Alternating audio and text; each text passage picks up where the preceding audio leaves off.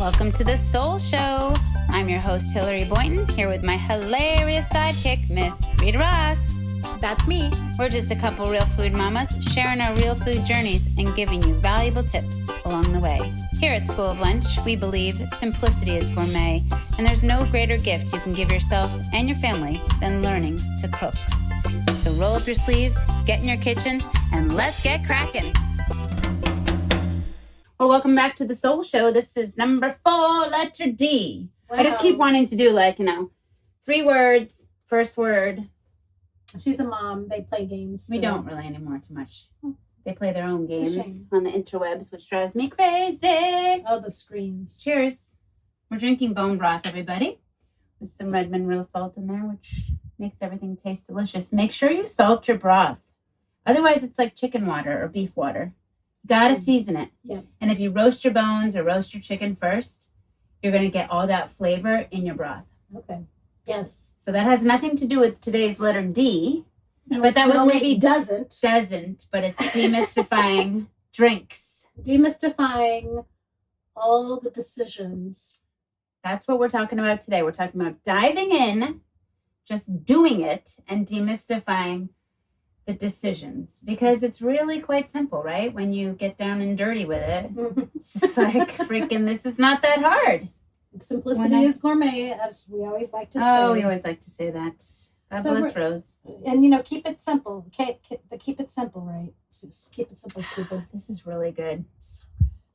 This is pork and chicken. This reminds me of when I was young and we made a video with my friend. And literally our whole video was just us eating Doritos. And that was the video. And really? We thought it was so freaking funny. I have some of those We're just videos. sitting there eating Doritos. And we're just like, oh man, these are so good. Yeah, these are so good. Do you know I used to make cooking videos when I was in 8th grade? That was like my destiny. Oh, jeez. If I only knew then. Yep. We had kazoos and everything. Dirt and Herd. My friend Deirdre, yeah. Oh my gosh, kazoos? She was Dirt and I was Herd. Yeah, we'd introduce the ingredients and we'd be like, dun, dun, dun, dun, dun, dun, dun, baking soda. And we thought it was so funny. We were like, oh, it's so 8th grade, 7th grade. But it's... I'm trying to find those somewhere. Those could come back to haunt me. Oh, please. Oh, I know. You can't really go. You can't go back. Yeah, you can't go back. Actually, we just saw a video of my kids when they were 5 under 4. All in the bed together, 5 kids under the age of 4. Like quintuplets, basically. Just looked at the whole video, just how did we make it through? But we did. And that was we talked about. Courage. You just freaking... Well, now I'm trying to be courageous in the teenage years. It's like one phase ends and another one begins, right? So you just have to, that's really just being in the moment and being present, because there's no phase that you get out unscathed. Something's going to be challenging, right? Of course. Of course. It's always good. Challenges. So let's get going. Let's get cracking. Okay. So it's D, it's decisions. We're going to talk about death and dying. Oh yeah. And how not only to live well, but that, just like everyone's going to die. And we all know that. So it's really, I think, important to talk about those things. We've all experienced a loved one that's died. My mom passed away of a terrible cancer back in 2005. And it was a life-changing experience for me. But, I thought I would never get over it or ever get through it, but I did.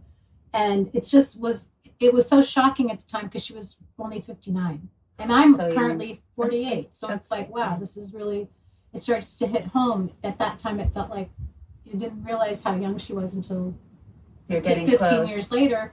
And now I have to start thinking about it. So that's so young. That's like Chuck just turned 60. That's basically his age. Yeah.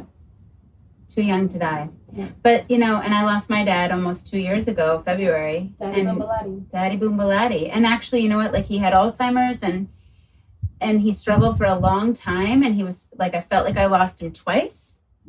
But I was never really prepared as much as I thought I was for losing him, finally really losing him. It was a whole different ball game than when someone's kind of mentally gone. You lose that person, but then when they're physically gone too, it's wow, it's just it's over. Mm-hmm. But there's also something really beautiful about the transition and embracing it. And I think in this country we have a lot of fear around death and a lot of unknown. It's unknown and uncertainty, and of course It can be unpredictable. Saved. We almost had a painting fall on my head. For those of you who are just in the audio, unhappiness would be for this to fall on your head. Death by painting. It was soap. It was soap poisoning. Gotta watch that. Well, speaking of, yeah. So I think we don't talk about it a lot, and although people would like to talk about it, but you think that if you talk about it, you don't talk about it, that's gonna not happen. It's gonna happen. Yeah. So as a when I used to read the books of Buddhism, which I don't do anymore, but a lot of it was about dying and being comfortable with it and being comfortable with suffering and all those kinds of things. And I think just being able to talk about it, was a big part of the teaching. Well, you're kind of like born dying, So yeah, how do you want to be a rebirth, in a way, right? Living is dying, because however you want to live is how you're going to hopefully have. Yeah. And I think the older you get, the more you come to grips with it. I remember being afraid of it when I was little. Yeah, you're right. If you talk about it when you're little, then it's not such a scary. My mom lost her sister when she was young in a car accident, and I think that really changed. It was so abrupt and shocking. Oh, she was 26, and so that was how I grew up with that. My mom's experience with death really, I think, was that when you're gone, and it's just so abrupt and so shocking. Or it doesn't have to be, but it was she just, physically, she's never coming back. And it was so that worry and fear, I think, was a big part of just my experience with death, right? Was it. So anyway, but, I think we're here to talk about nourishment and cooking and empowering and all of that. And I think when you embrace that, but also realize when you give yourself a better chance at life and to enjoy life and to really be living every day fully and in the moment and feeling good, then it's you're living your life. You're not just afraid of, what lies ahead of am I going to be really sick, or am I going to get this, or am I going to get that? And I know a lot of people that just live in fear of getting sick, and it's that's no way to live. It's just taking on the future trip. Future tripping is a major hindrance. We're always thinking what's going to happen, and the truth is we never know it.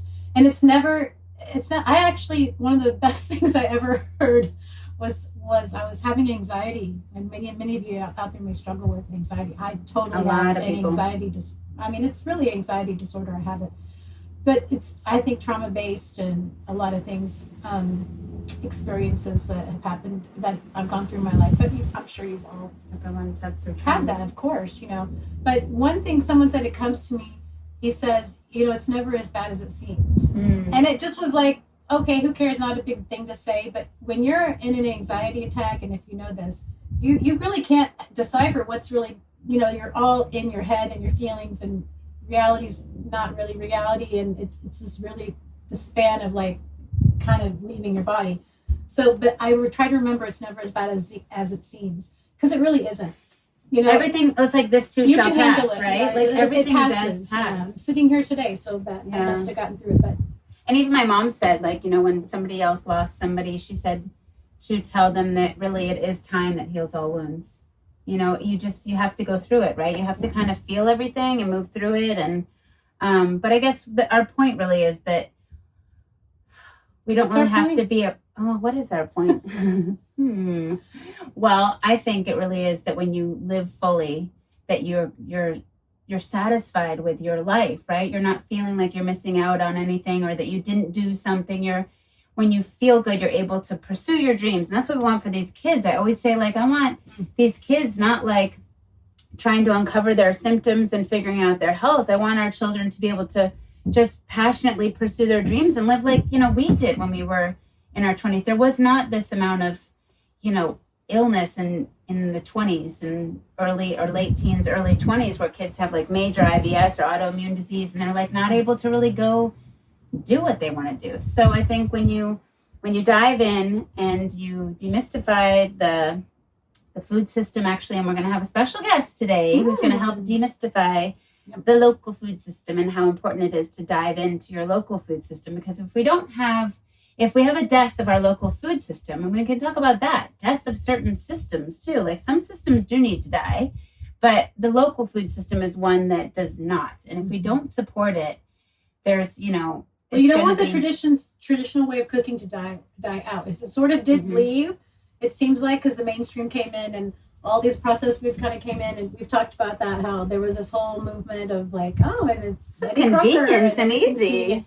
But of course, we buy into it because that's just that's just how life rolls. Right. We're going to keep having trends and things to make things easier. And the truth, sorry, okay. Bumped my elbow. It's the second time today I've hit my funny bone. Wow. It's like zing, zing, right into my funny. fingertips. I'm so funny. You're funny. You're funny in the morning. Funny. It's not really morning anymore, right? That was from Bridesmaids. Although my child just slept till noon. No, you're funny. Still in his PJs. Well, PJs these days, we can talk about that. No, I think I'm going to burn the PJs over Christmas break. It's like burning the whoopee on his What does he say about that? He's like, you guys with your whoopies, they start off, they're awesome. And then like pretty soon you're out on the streets and you're looking for a quilt. And pretty soon you're trying to score an electric blanket, It's like, you got to nip it in the bud. He's so good, Just give me the whoopee. Give me the whoopee. Michael Keaton. Oh, I love him. Days. I know. He's still around, right? I haven't seen him used to make some funny movies. I know. Just good, back in the day. Well, anyway. What else, Reese? Well, I don't know. Well, I guess we wanted to talk about, we really were just making it about decisions. We're just making it up. We're making it up as we go along. And we're making it. I'm going to text our special guest. Oh, okay. Here it comes. So I'm going to come in and save this. Well, just talk about, this I think. This episode is dying. It's really not. Do you have any dill? Not dill. Dill is for the big dill. D is for dill. What's a dealio? I'm going to say, come on out. So demystifying the food system means that it really just means knowing where your food comes from. So the closer that you can get to knowing all the steps it took to get the food into your kitchen, is you're going to be way better off. So if you, like we were talking about the C episode about your cereal, like the cereal is all pretty in box. You're like, where is this from? It's probably gone through so many processes. It's passed through so many places and trucks and so when you go to the farmer's market, obviously it's like, know your farmer, know your food, right? That's we have a segment like that because we feel like when on my Instagram, which we'll transition to our website and YouTube and all that, but like when you know your farmer, you really do know your food. And actually somebody was here last night who gets the lunchbox, one of the parents, and she just said, I look forward to this so much. Every Friday we deliver a lunchbox to all the children, and really meant to empower them in their kitchens and cook real food. And then we have like, where the food's from and how to cook it and prepare it. And the mom was just like, it tastes so different from the food that I'm used to getting too. So, it's like really special when people just taste the difference. But look at commercial. What's so funny about that? You can taste the difference. The lunchbox. You can taste the difference. Hashtag taste the difference. Hashtag Reets. Reetsy girl. BG Reetsy girl. That's what you are under my phone. Okay. BG stands for baby girl. My baby girl, Ritzy girl. Oh my gosh. Anyway, so the importance of the local food system too, because if you don't have a local food system, then you're dependent on big ag, which is where you're going to get those cereal boxes filled with like a million different ingredients and the highly processed and refined foods that are devoid of any nutrition. There's the D. Yes. So you want to go for the most nutrient dense. We talked about this in the last episode that when you're satisfied and satiated and you have the proper foods, you don't nutrient density. You don't need to eat that much. Yeah. They're nice and dense. Like I just had like Chuck made a little sausage or whatever just that now, is. right? I just had like 3 little spoonfuls of meat. I did eat a whole apple. I know. I just had that. Well, we had a little and I'm kefir. sipping bone broth, and I'm probably great till dinner. Totally. Honestly. I feel like, Yeah. I didn't need to have like a big club sandwich with French fries and. You just don't feel like doing anything after that. No, that's just like, oh, now I'm gonna take a nap. Whereas now I'm like, ooh, I can maybe do little twisties. Ritz is doing her twisties. For all of you that haven't seen Ritz do her twisties, it's just a little. Imagine standing up if you are just listening in the audio, standing up and just twisting your hips and your arms go to the opposite way. You just twist you just twist like the song says. You twist again. Not fast or anything. You're just slightly just twisting because it's better than nothing. Well, it's better than nothing. Yeah, and now you're doing push-ups and stuff like that. So you're getting up there. Oh, I had a point to make, but now I forget what it was. What were we talking about? Nutrient. Oh, the bone broth. Okay, so like now I feel like in the morning I break my fast. We talked about this after the last show too. We have coffee, a fat-fueled coffee in the morning, and then I usually break my fast with raw kefir, and then I have bone broth, and it's like they're fatty. I might even put extra fat in the bone broth, and I put good salt in, so we need good minerals, and then it's like so light but so satiating. So there's no big like blech, that's just like weighing you down. And we talked about also like you don't need much, right? When it's nutrient dense, you don't need much of it. Yeah. Well, and it's just making the decision. Like for example, last night, Davey 6000 came over and I made. Now, who is Davey 6000? For those who don't know who Davey 6000 is, he's my sweet, sweet guy. He's my Davey, guy. Dumpling Davey. Dumpling Davey. Oh, DD. We love him. We love him. I love my Davey, but he's learned a lot about cooking since we've been together now. Oh my gosh, almost 3 years. No, over two. Well, it doesn't matter. Don't fact check me. But Davey, if you're don't listening, cancel me. He's learned so much since I was been cooking for him. But last night, he brought over salmon, and I just fill in the blanks. Now it's really tempting to just go, okay, I'm going to put salmon over rice, right? I'm going to do that. And last night I was like, yeah, you know what? I'm just going to make some broccoli and cauliflower. And that's what I'm going to put the salmon on that and just see how I feel after that. Cook it with some good fat. If I really still feel hungry after that, okay, fine. We'll add something else, but you don't. Once you just decide, it's like, here, and this is enough food for your stomach, right? Your stomach's like this big. You don't need size of a fist for those of you who can't see. Yeah, you don't need a ton. And then there's something to be said about being a little bit hungry. Yes. Like exactly. Go to bed. Like even like sometimes my kids are like, I'm still hungry. I'm like, just go to bed. Yeah. Like it's 10 o'clock at night. You don't need to have like a snack before. I mean, it's okay to wake up and be hungry or what, Well, and you learn to be the difference between because when you see with your own eyes, I have eaten a piece of salmon and a serving of broccoli and cauliflower. You've had enough nutrition. So, but it's just in your brain of like, I need, and then the fats. And you also give yourself a little time to start digesting. My goodness, people just want to go like, I'm not full yet. I don't feel full yet. It's like, well, just give it a minute. Yeah. We're so immediate satisfaction in life that. Well, I think that was another thing about the longevity book. I forget what it's called. It's like, I decided to live to be 120. Anyway, shootski. Excuse me. I guess I should turn my ringer off. Rookie. Oh, jeez, Reeds. Who are you dealing with here? Well, they said, I don't know if it was in Japan or where, but they usually eat people have probably heard this before too, but you eat to be about like 80% full. You don't have to be like overly stuffed. You don't have to finish everything. And let's face it, the portion sizes in this country are insane. Yeah. Insane. Yeah. And people get disappointed when it's not. Actually, I interviewed a woman yesterday for His Temple Foods. It's her restaurant in Louisiana. She's amazing and just nutrient dense traditional cooking and just like down home Louisiana. Like she uses this like slow and low, different cuts of meats and stuff. And she's like, some people complain that it's $12.95 for lunch, but most people who get it. And they also look at the portion size and they're like, wait, that's it? But she's like, never does anybody complain on the way out when they're like totally satisfied and they feel great. So it's like that. Well, and also taking the time, it's not supposed to be rushing through your meal. And, remember that we are a lot about that mealtime is when you slow down and you enjoy who you're with, you enjoy your company, you just enjoy your meal. And that old 100-year-old compendium book that I showed you. Oh, yeah, you found it at a yard sale, right? This book is from the 1800s, and it lays out all these, ways of life at that time. In that time, of course, they don't have all the modern things.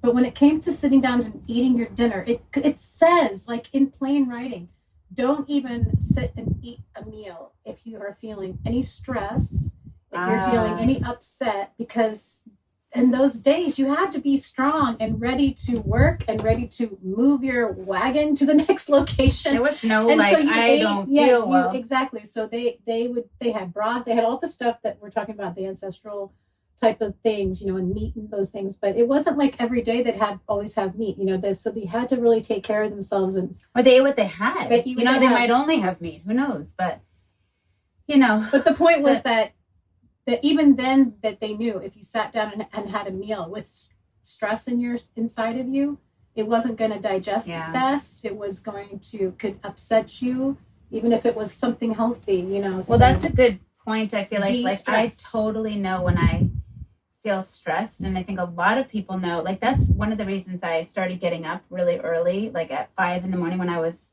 as the lunch lady, because if I had to start my day with my children out the gate, just go, we gotta get out the door, everybody brush your teeth, everybody eat breakfast, everybody, it's my nervous system just gets so tight, and I'm and then I start my day off on the wrong foot, and so my digestion's off, everything's just kind of screwy. But if I take time for myself and those daily habits to just get up early, have some peace and quiet, just get a few things done, I feel like it's just a different day. Yeah. I mean, obviously you can't wake up and, have a hour-long bath and meditation session. You could, a lot of people, you could get up in the middle of the night. I know, but I get a little when people do that, I start my day with, it's that's awesome, but some people only have about 10 minutes to start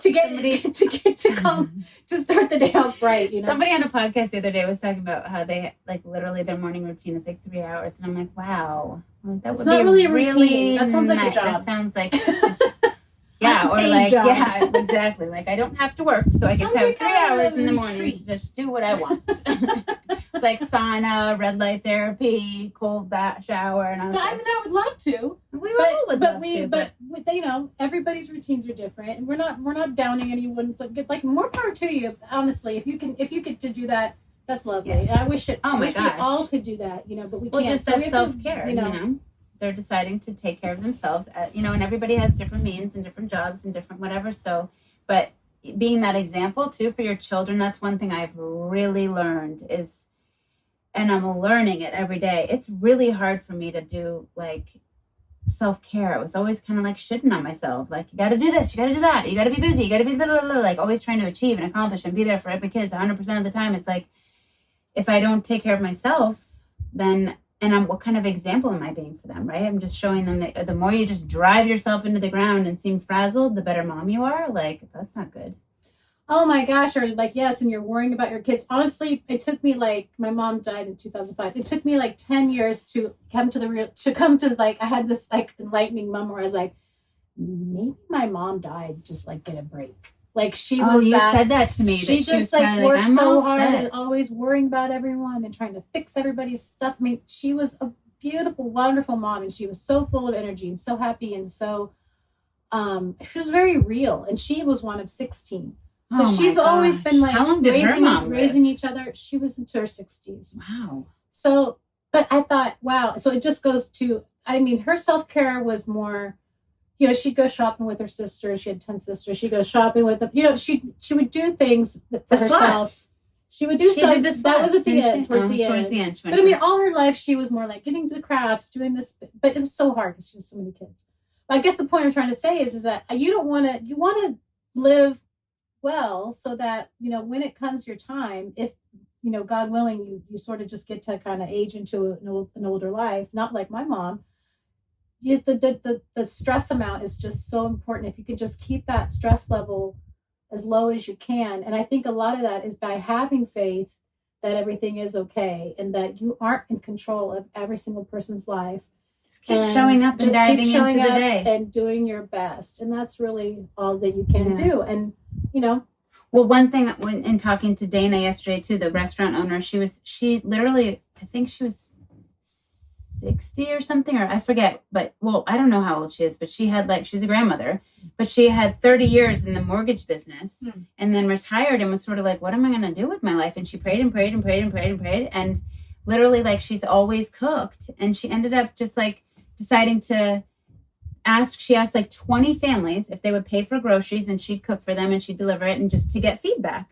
And now, fast forward, she ended up starting this like real food, traditional cooking restaurant. And she's like, and then her husband is in on it too. And he actually retired, and then he ended up driving a school bus around for a little while just to like do something. A school bus? I've never a school heard of bus. Just like this one, right? A school bus. A school bus. A screw bus. Sometimes I stumble on the word. What are you doing? You're going on your knees like I'm a little gonna just second grader? Just gonna like sit. Maybe you should just squat in the chair. You're such a bee. I am not. Are you on your period? I'm not. Do you Okay, need a pad? Shoot. Your pad's all the way and everybody knows it. Ooh, Sit when I want. wow. Okay. How much time do we have left? Wow, we got a little ways to go. You gonna make it with me? Oh yeah. As I say, anyway, make it with you. I really think that we can make it. Davey loves that song. Who sings that song? I think Bread. You should probably. Oh yeah. I think. Yes, and there's some really good lines in there. Oh my gosh. Speaking of bread. Anyway, we could talk sourdough another day. I've texted the snail twice and he hasn't answered. Should I just holler out the window? Maybe. Should I do a whistle? You can whistle. Wow, good for you. I learned it by necessity. Oh wow. To call the children. Yes. Let's hear it. Well, I have to go out the door. I don't think you want me to whistle in your ear, do you? Whistle while you work. Whistle while you work. I'm going to open the bus window. Okay.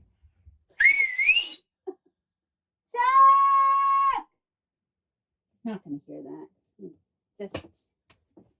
Oh, there he is. Get out here. We've been texting you. Oh, he looks so smart with those glasses. I think he's putting his glasses on to be. Anyway, the two of them, Dana and her husband, after driving the school bus, he went into the restaurant business with her, and they're crushing it, and they're having so much fun. Yeah. And they feel so good giving to people every day. Can I have some of that? Is it my color? I don't know. You don't want to share lip gloss? It turns pink. You'll share blush. I'll share the blush, but maybe not the lip stuff. What are you? We're afraid of my cooties? No. Rates. I mean, you can. I'm not afraid. Say, girl, let's check. Let's choose.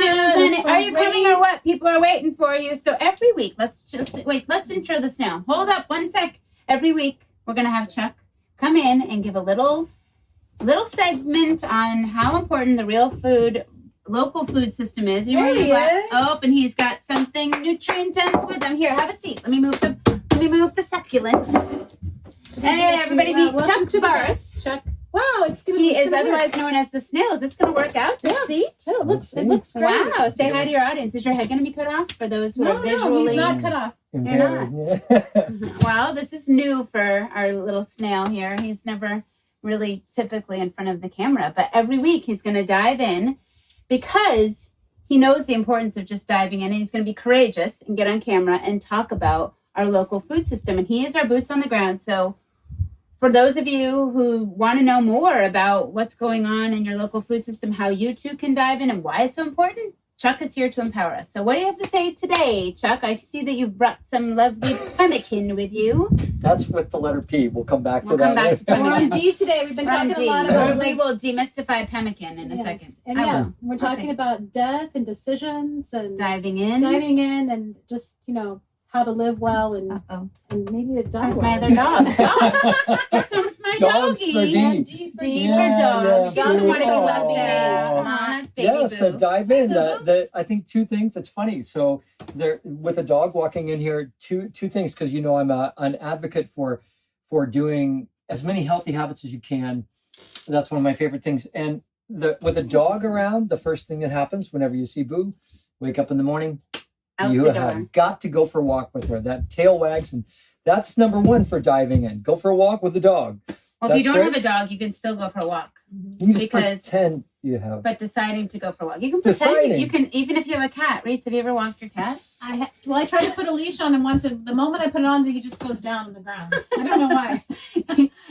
When I came to California, Los Angeles, I was like, I know I'm not in New Hampshire anymore, Massachusetts, when I saw a guy in Venice walking his dog in a stroller, and I was like, we're not in Kansas anymore. So no matter what you have as a pet, even if it's a hamster, cockroach, whatever, because Barbara from Tutti Frutti bought herself a cockroach for her birthday. So not one, but two. But two. I don't know. You'd have to have dental floss for a little leash on that one or something. Anyway, we digress. So talk to us about the local food system. What is like the most important thing that's going on right now? How can to demystify it? Well, I think to be on the topic is to dive in, is to not have any fear about going to the market. If you have not gone to a farmer's market, dive in, get in your car, drive to the market. If you have to, right now we have to wear masks, and there's a lot of controlling going on to make sure that people have proximities that they're dealing with, but markets have all adapted, but they have been deemed essential services in California very early on. And I would say, D again, for direct access, when you make that effort to go, the benefits that come from diving in, going to the market, you're going to get to know them. You're going to be familiar with what's in season, all kinds of things. So just dive in and go, and your eyes will open. And I would say that's the key thing. Just go. Just dive in. It tastes better. I was saying how one of the moms was commenting last night that the lunchbox, she noticed like the food just tastes better. So the closer it is to the source, the more nutrient dense and delicious it will be. You don't want foods that have traveled, all across the world to sit on a shelf for 2 weeks and then, just gonna be. So that's one of the amazing things is all of these people. It's a market where everyone comes together on your behalf. Just so they're all driving over. So instead of a grocery store where everything is distributed and purchased, it's the most direct way. Another one of the D's to dive in, and you will have. You will just immediately become familiar with what your regional food system has to offer. And when you do that, then you are making a commitment to support that in a way. Every time you go back, your dollars go directly to the farmers instead of going through another system. And you support those market managers who have taken that step. Many nonprofits run these things. A lot of them make no money on it in order to bring it together. It is strictly designed to benefit you as a customer by bringing that opportunity for the farmers to come together in the marketplace and have direct access. Yeah. Well, and one of the things I was going to say is that the farmers get so much out of, and we get so much out of the interaction and the exchange of information. Often I say the farmers have the best recipes for the foods that they're providing. I mean, they're cooking up these foods and they don't have a lot of extra spare time, whatever. It's so simple. They're making the most simple recipes. But I wanted to ask you about, what is the threat if we have a death of our local food system, right? Like I think a lot of people don't understand the importance of voting with your dollar and really making that extra effort if you have a farmer's market or whatever you can do to know your farmer and support them right now is the most critical thing we can do, I think. Right. Because there has been a reduction. If you thought about it right now in California, we're experiencing because of the lockdown or the isolation, there is a culture of fear. And so what's happened is people are not able to go to restaurants, and most of the restaurants that buy directly from farmers markets in California, they are suffering. So the farms have lost their customers because the restaurants have lost their customers, and farmers markets have become the way that the best restaurants, especially in California and mostly in your own community, are sourcing directly from those farmers. So we are seeing a loss of revenue to those. So every individual that makes that effort, every dollar you put in goes directly to the farmers that way. So no matter what part of the country you're in, it's something that's really meaningful to reach out and find a way to purchase directly from farmers that way. Farmers markets are the place that they're assembled. So if you see them coming, or if it's off right now because of the cold season, as soon as they open back up, just let them know you're excited to know when they're going to open back up. Yeah. It's really empowering at every step along that for protecting your own regional food system. Well, and the other thing, another way to preserve the local your local resources is to shop like with the farmers, asking them if they have any surplus or anything that's like, at the end of the season, there's often a whole bounty of like tomatoes or whatever, and then preserve it, roast them and freeze them, or, especially if you live in the fermented salsa, fermented, whatever, krauts and all that stuff. But when you eat seasonally, maybe you can talk about that. When you eat seasonally, you appreciate, as things go out and things come in, right? It's like, we've gone through that. So an example is right now, well, you can see the sunshine here. We're in December, another one of the D's, and the tomatoes. Rita's sweating over there and because dying. we've had extended heat waves. Many of the farmers, many of the farmers have had an extended growing season for tomatoes. So we keep buying what appears to be end of season tomatoes, and so we're eating a lot of tomato sauce right now. Actually, you just took some out of the freezer and then and put the sausage with it. Yeah, So so freaking delicious. Oh my god. Oh my gosh. So when you're in the kitchen, when you bring the stuff home, if you buy something, so the difference, another D, if from shopping at the beginning of the market to the end of the market, the beginning of the market, you have the surplus and the variety. At the end of the market, you have the leftovers, and that is where the deals are. And so those farmers don't want to have to take that produce back, especially if it's something that they had for, if it's like a squash or something that's hardy, they'll take it back and take it to another market. But mostly they'd rather deliver it to you instead of return it. And then that's what we find ourselves eating surplus. And that's what we used as a foundation when we started the School of Lunch program, where we were shopping together and feeding the kids. So and if you're reasonable, they want you to eat right. They want to be part of the good, they system. get it. They get it. They really get it. So if you say, hey, I can't, I really, whatever, honestly, it's like a garage sale sometimes where my mom would wheel and deal. It was just, especially at the end. You want them to have, at the end, it's just like, just take it. Yeah. Just take it. Just take the bananas. If they can. And we also honor that, we want to give them something. But what we would do, especially for the school lunch program, was, I'd be shouting the farmers' names from the rooftops. Make sure to go visit them. Make sure to go to your farmer's market and see Larry Kandarian or Tutti Frutti or Garden of or all these. Just go check them out for yourself. You may have a service that you can trade with them. You may have a valuable thing that you. That's the way things used to be. It used to be like that, bartering and things like that. So anyway, that decision to go, to dive in, to go. Then when that person sees you again as a repeat, I have found that they are friendships. That's what's happened. Is these are the nicest people because they're dealing with you. They have direct access to the customers. And that relationship for them is that's the reason they come to the market. Yeah. So you can have a profound benefit on their livelihood just by going. So I encourage you to dive in. Many things happen. Just take this step. So much good. Right? So much good comes out. Thanks, child. Me and my Well, fans. if you want to tell what you just brought, pemmican, I might leave that to you, but this is tallow. This is tallow mixed from U.S. Wellness Meats. US this Wellness is a great source of fuel. Show it to the camera. I wish you all could see it and taste it because it's delicious. If you're burning fat for fuel, which is a great fuel source. Yes. Our ancestors valued that. This is just beef tallow, and there's some is there some salt, meat in there and cherries? Salt, cherries, and honey. A tiny bit of honey. Oh, it's so good, you guys. U.S. Wellness Meats. Oh my gosh, so good. Okay, boo, let's go. Okay, bye, Thank you. boo. Be back Thanks, soon. Chuck. All right, thanks, Chuck. All right, see you later. Soon we'll get you an intro, but we didn't have one today. We have to. That was the dog. Well, all right, we had our very first snail segment. That was He's great. very knowledgeable. He's very passionate. Also a very, very nice guy, and he dives deep. You think he's nice? I think he's nice. I think he's pretty nice. Pretty nice. He's a nice. I like him. I'm going to keep him around. I like that guy, Rita. I love that story. Rama.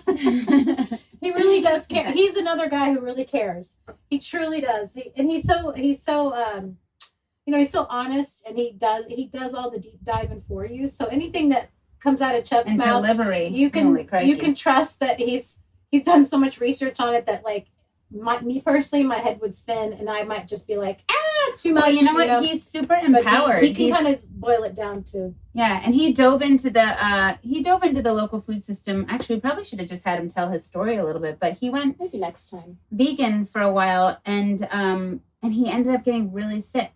And so, in order to return to having meat in his diet, he went into the local food system and discovered the best meats he could source, and he learned all about the system. Discovery, and so then that was empowering. And now he's so healthy and so strong, and I think he's so empowered by just the knowledge. So he knows how he feels. He knows where his food comes from. He feels good about it. He honors the whole process of everything. I mean, he's been a part of. We sacrificed a couple. I didn't, but a couple of sheep. Is it the sheep? Yeah. Remember were you a lunch lady? You were the lunch lady. You sacrificed a sheep? Yes, and or maybe it was goats. It was goats. God, my brain is so. It was like 3 years ago. But anyway, he witnessed it, and it was. And I think a lot of people don't witness that. Most people don't, right? So we're so disconnected from the process of death. And it does happen. Yeah. With every part of agriculture comes death. And so you are not unscathed if you decide not to eat meat or whatever. There are plenty, I mean, even with coffee, there's plenty of death that comes with agriculture in general, whether it's ground squirrels or rabbits or snakes or insects or the microbes in the soil from the monocropping, birds. Yeah. And so it's really about stepping into it more and honoring it. We're all part of it.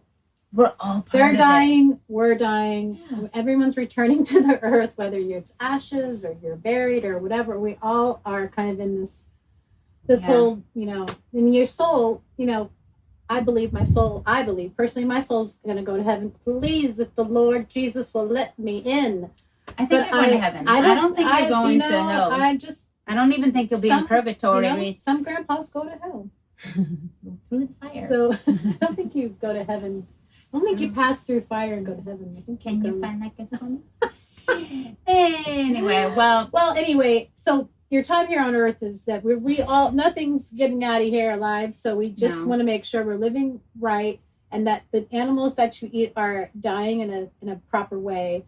As much as you can know, So I do feel better when I know that it's a farm that like Biggest Little Farm, Apricot Lane, and when you know that the process of it is everybody should watch that movie. There's good practices. I was trying to think of what you said. It's always like the best practices. Yeah, and they truly are. I mean, Molly even talked about that.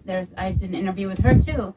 That's on my IGTV, and it's like it is really about stepping into it and owning the process. And here's my other doggy, and honoring it, right? And then you can feel really good about that closed loop system. And we are all returning to the earth. I mean, that's another thing that I thought about the other day. Is like how many coffins go into our Mother Earth? I think we should just be wrapped in whatever and put into the ground. Well, interestingly enough, that you say I'm that get cremated. With my death doula course, you can actually legally you can just be shrouded in a shroud and you can just be buried. Because what are we doing to our earth? You can have a pine box. You can do all kinds of, there's lots of green burials if you can look into it. I think you can actually in California, you can be buried at sea, believe it or not.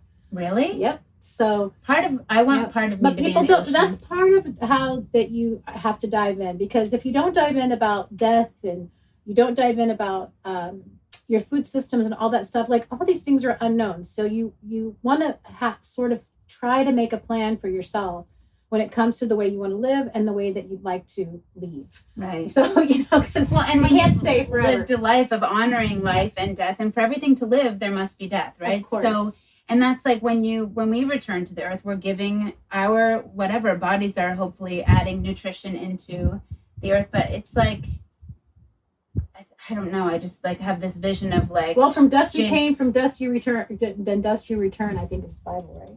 Yeah. At least for your bodies. Remember Jamie Oliver doing that show. What was that called? Wherever he was changing the foods and the food school lunches in America or something. I forget what it's called. But anyway, he was in one of the unhealthiest places in the country, and it was like they're now making coffins that are like extra wide for people that are, just so obese. And it's like, oh my gosh, it's so sad. It's just like we've gotten to a point where, we're just disconnected. The point of that is like, don't look. It's not about body shaming and all that stuff. No, not even shaming. Just like, I was just talking. I don't know. I was just thinking what you're saying. Of the coffins and all that. Everything is bigger, and like we're just getting. We're kind of just. We're giving up. Band-aids on. We're giving up. We don't, and I think people just are so overwhelmed, especially right now with COVID. It's like we just, we're going to. Let's just be honest. That food is one of those places that we can safely go right now, and no one's going to tell us what to do. And so it's easier to just kind of succumb to the junk or the comfort foods or have more of it because it's like, my life is out of control and I can't go anywhere. My kids are home and this, and you just feel really like this is the one thing that's going to bring me that happiness or that pleasure.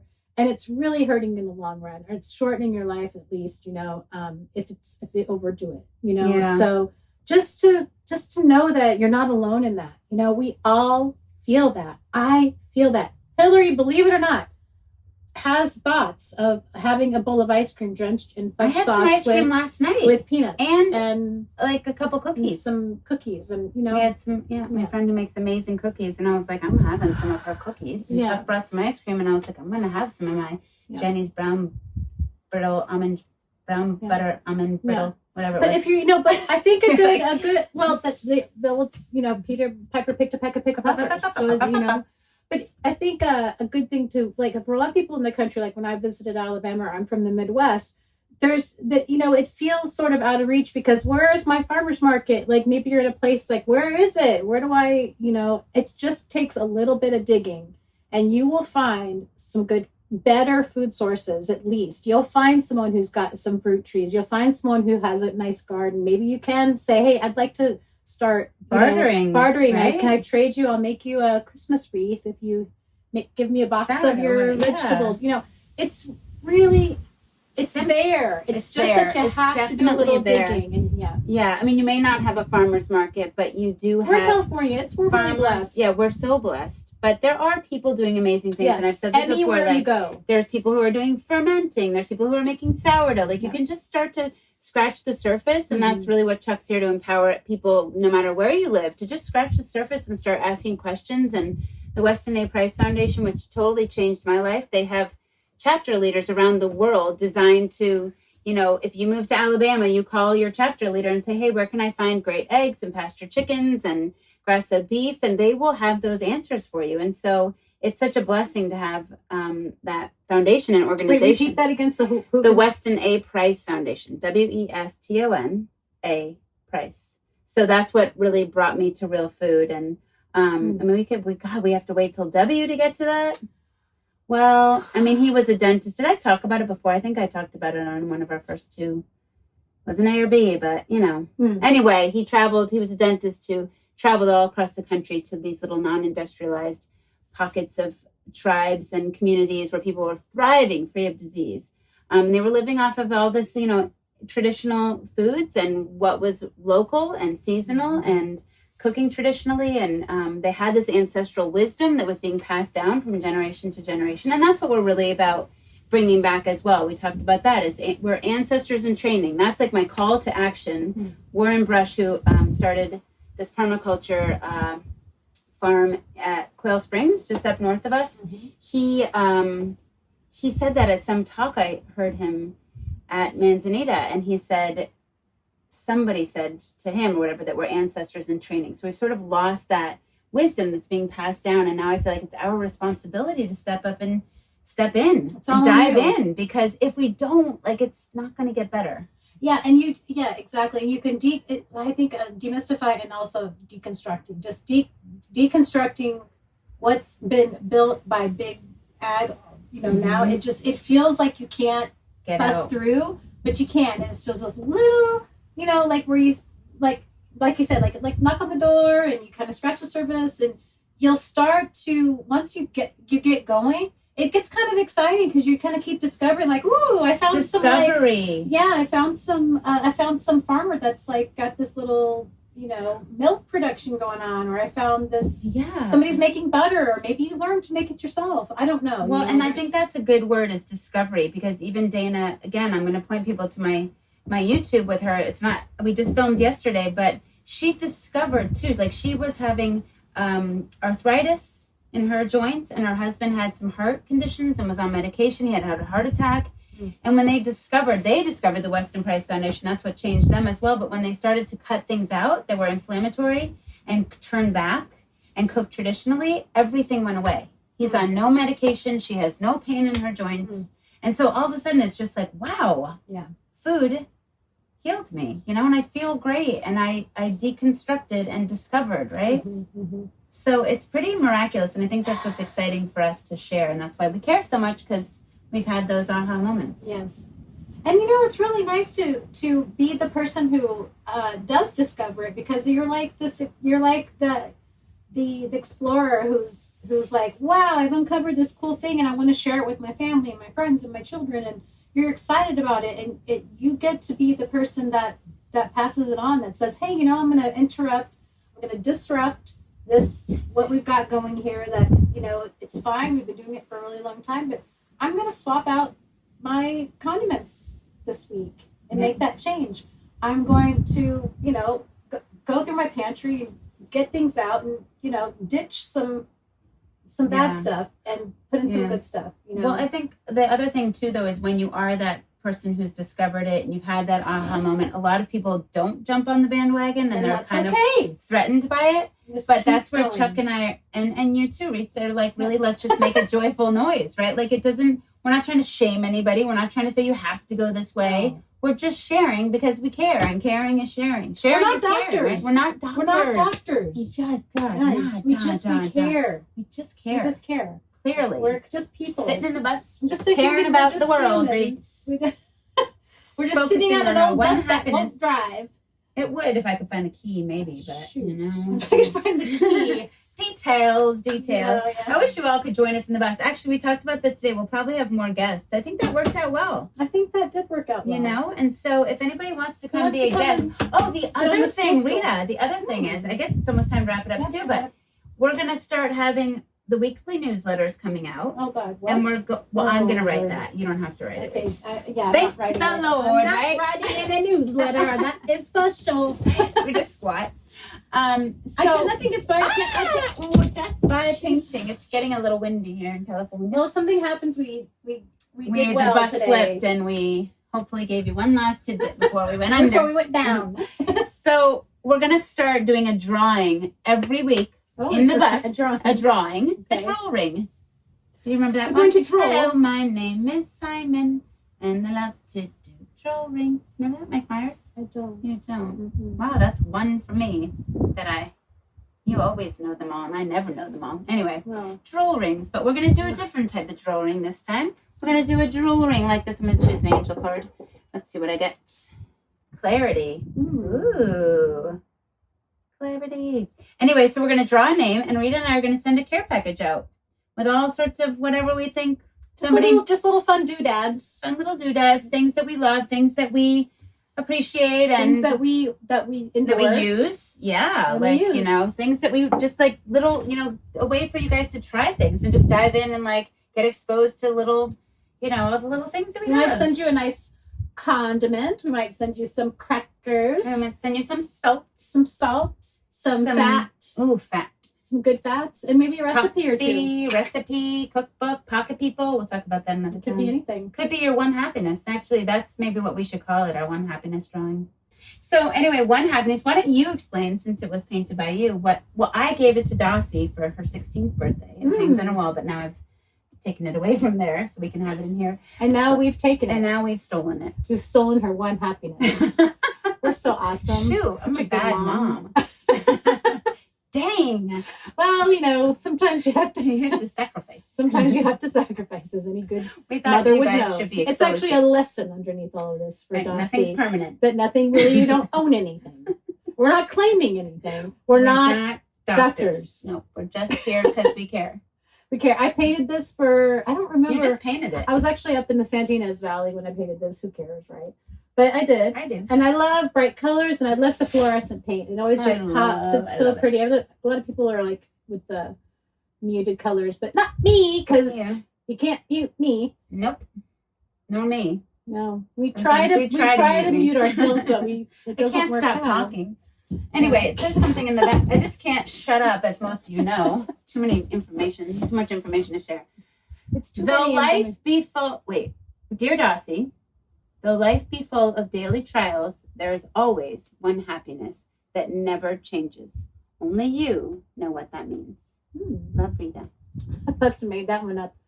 On the fly. On the fly. That's a good one. Well, the one happiness means that, no matter what happens in your day, there's always at least one happiness. Yeah, and only you knows what that is. And only you knows. Only you knows. On the nose. Is that a thing only? I was bald.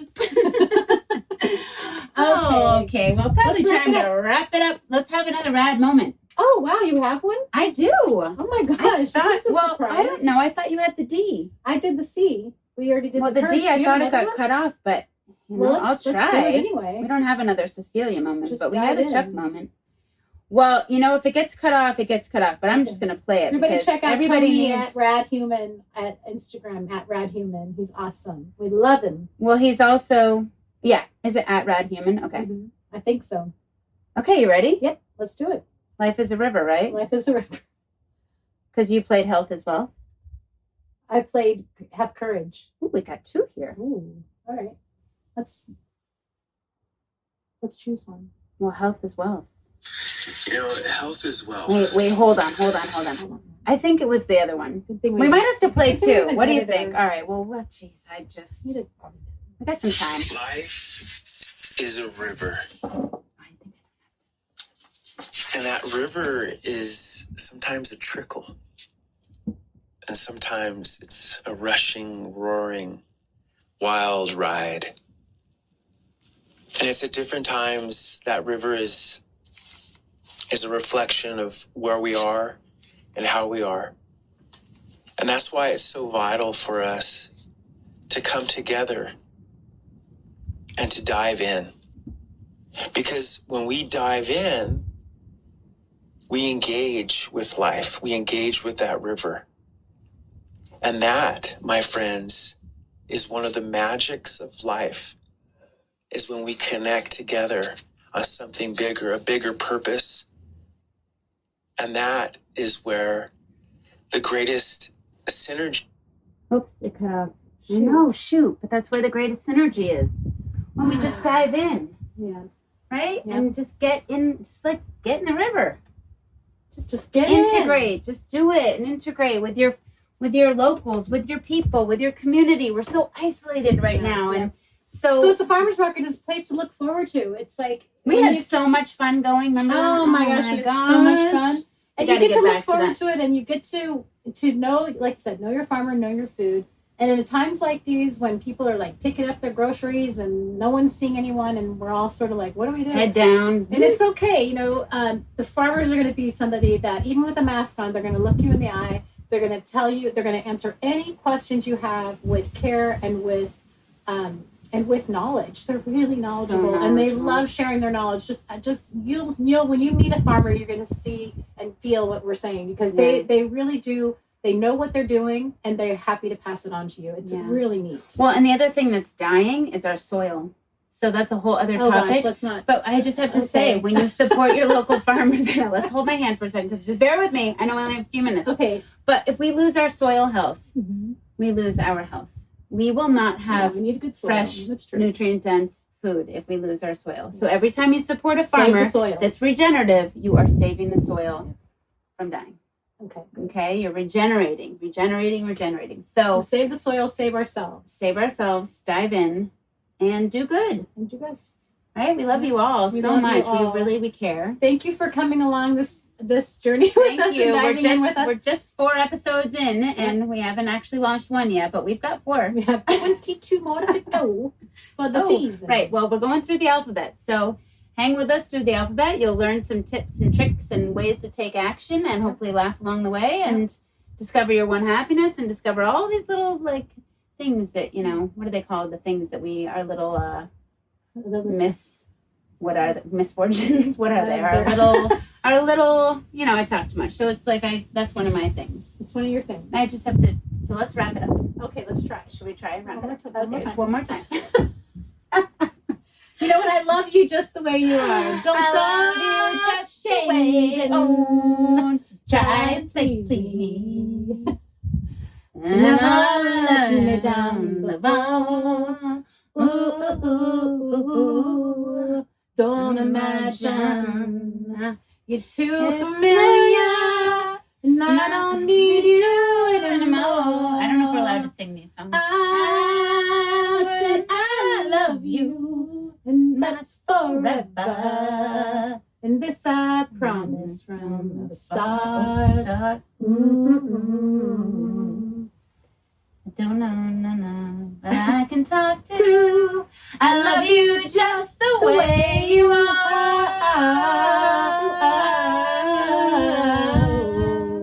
Okay. Are we gonna get in trouble?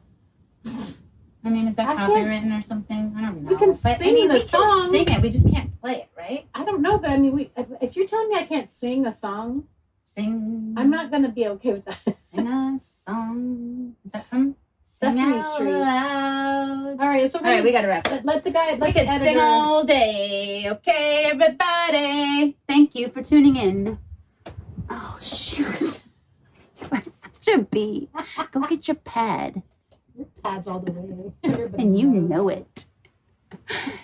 Bye-bye.